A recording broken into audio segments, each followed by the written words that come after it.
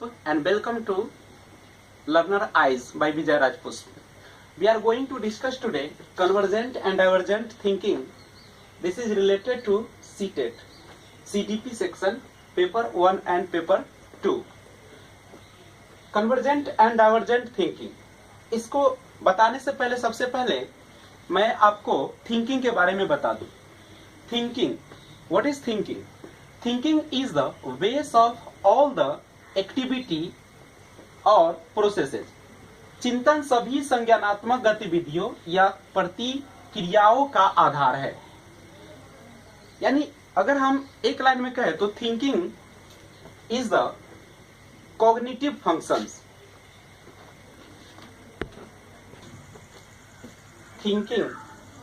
Thinking के दो tips हैं, कन्वर्जेंट एंड डाइवर्जेंट. कन्वर्जेंट और डाइवर्जेंट थिंकिंग जो है, जिसका कंसेप्ट जेपी गिलफर्ड ने 1956 में दिया था. कन्वर्जेंट जिसे हिंदी में अभिसारी चिंतन कहा जाता है और डाइवर्जेंट जिसे अपसारी चिंतन कहा जाता है. कन्वर्जेंट का अगर हम सी ले तो इससे लग रहा है क्लोज इंडेड.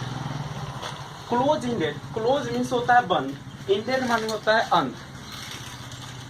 यानी जो हमारा कन्वर्जेंट थिंकिंग होता है वह क्लोज इंडेड टाइप्स होते हैं. यानी वन बेस्ट सॉल्यूशन, बहुत सारे फैक्ट से एक सॉल्यूशन की तरफ जो हम आते हैं वह हमारा कन्वर्जेंट थिंकिंग कहलाता है.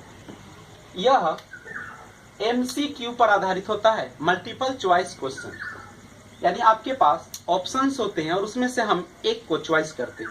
जैसे अगर आपसे पूछा जाए कि what is the capital of Bihar, तो इसका एक ही बेस्ट सॉल्यूशन होते हैं और वह है बिहार. अगर हम आपसे पूछे कि 8 + 3 = व्हाट, तो मेरे पास एक ही बेस्ट सॉल्यूशन है और वह है 11.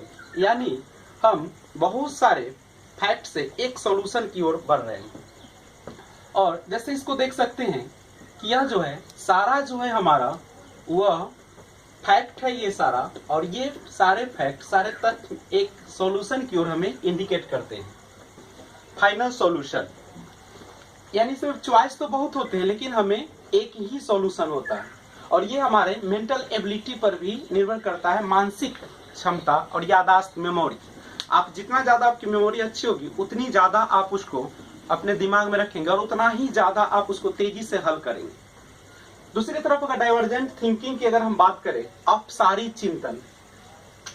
Divergent means diverge. डाइवर्ज का मतलब होता है कई क्षेत्रों में जाना. जैसे अगर हम यहाँ से सीधा निकलना शुरू करते हैं और आगे चल के अगर एक सीधी रेखा से निकल जाते हैं तो मेरा एक रास्ता है, लेकिन अगर हम कई दिशाओं में चले जाते हैं तो हमारे पास डाइवर्ज यानी बहुत सारे ऑप्शन खुल जाते हैं.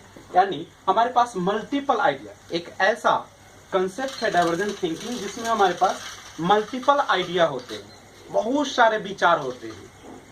और thinking for all possible solution. अगर हमारे पास कुछ भी होते हैं तो सारे, उसके लिए बहुत सारे विचार होते हैं और सबका विचार एक ही वह जरूरी नहीं है, लेकिन यह रूढ़िवादिता पर आधारित नहीं, वो गलत भी हो सकता है. और जैसे आप देख सकते हैं यहाँ पे हमारे पास समस्या एक है लेकिन इसके लिए सॉल्यूशन जो है बहुत सारे हैं. यानी एक समस्या के लिए बहुत सारे हमारे पास सॉल्यूशन मौजूद है. डाइवर्जेंट थिंकिंग में हमारे पास बहुत सारे पॉसिबल सॉल्यूशन होते हैं. जैसे अगर आपसे पूछा जाए कि 11 कैसे बनेगा, तो आपके पास बहुत सारे उसमें ऑप्शन है.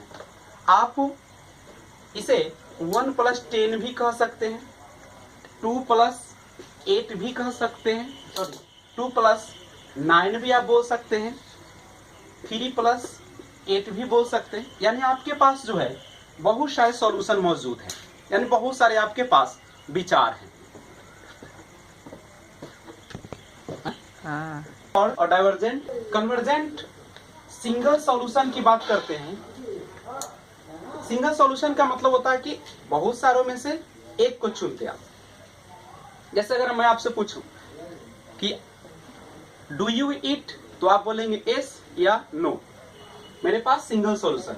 लेकिन डाइवर्जेंट थिंकिंग जो होता है मेनी सॉल्यूशन की ओर बात करते हैं। जैसे अगर मैं आपसे पूछूं कि व्हाई डू यू ईट, आप खाना क्यों खाते हैं, तो आपके लिए बहुत सारे ऑप्शन होते हैं उसमें।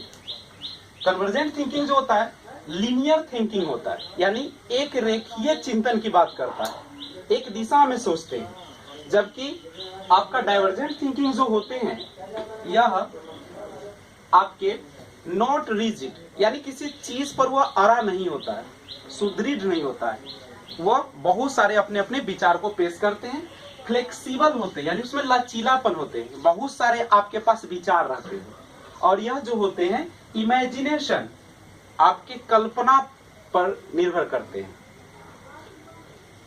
कन्वर्जेंट थिंकिंग जो होते हैं, जो कि आप देख रहे हैं कि इसमें सिंगल सॉल्यूशन, यानी आपकी मेमोरी पर आधारित है, यानी इसमें जो होती है आपकी स्पीड, आपकी एक्यूरेसी और आपके जो लॉजिक होते हैं वह काफी तेज होते हैं। और डाइवर्जेंट थिंकिंग में एक्सप्लोरेशन होता है, यानी इसका विस्तार होता है। अगर हम एक लाइन में सम अप या मर्ज करें तो हम कह सकते हैं अभिसारी चिंतन, जिसे हम कन्वर्जेंट थिंकिंग कहते हैं, और अपसारी जिसे डाइवर्जेंट थिंकिंग कहते हैं, यह अभिसारी चिंतन जो होते हैं वह बहुत सारे सॉल्यूशन फैक्ट से एक सॉल्यूशन की ओर आते हैं। जबकि अपसारी चिंतन में क्या होते हैं, एक समस्या पर बहुत सारे आइडिया या विचार आते हैं। अभिसारी को अगर हम हिंदी में समझना चाहे तो इसका अगर हम दो लेते हैं अगर शब्द, अभी, अभी अभी का मतलब क्या है, अभी तुरंत, यानी यह फिक्स की बात कर रहा है। जैसे अगर मैं आपको कहूं कि आप मुझे अभी 1000 रुपए दें, अभी तुरंत, यानी वह फिक्स की बात कर रहा है। तो जो फिक्स की बात करेगा वह आपका अभिसारी चिंतन कन्वर्जेंट थिंकिंग कहलाएगा। और इसका अगर हम दो वर्ड ले लें, अप का मतलब क्या है, तो जब आपकी मर्जी, आपकी मर्जी का मतलब क्या है कि बहुत सारे आपके पास ऑप्शन है, आपकी जब मर्जी होगी तब मुझे आप 1000 रुपए देंगे, यानी आपके पास बहुत सारे यहाँ पे आइडिया हैं, तो यह आपका अपसारी चिंतन कहलाता है। तो इस तरीके से यह आपका चैप्टर जो है से शॉर्ट में सीटेट के लिए कंप्लीट हुआ। आप तमाम लोगों से मैं गुजारिश करता हूं कि आप लोग ज्यादा से ज्यादा इसे सब्सक्राइब करें, शेयर करें, लाइक करें, ताकि हमें ज्यादा मोटिवेशन मिले और मैं और ज्यादा वीडियो अच्छी क्वालिटी का बना सकूं। आप सभी को देखने के लिए बहुत बहुत लाख लाख शुक्रिया।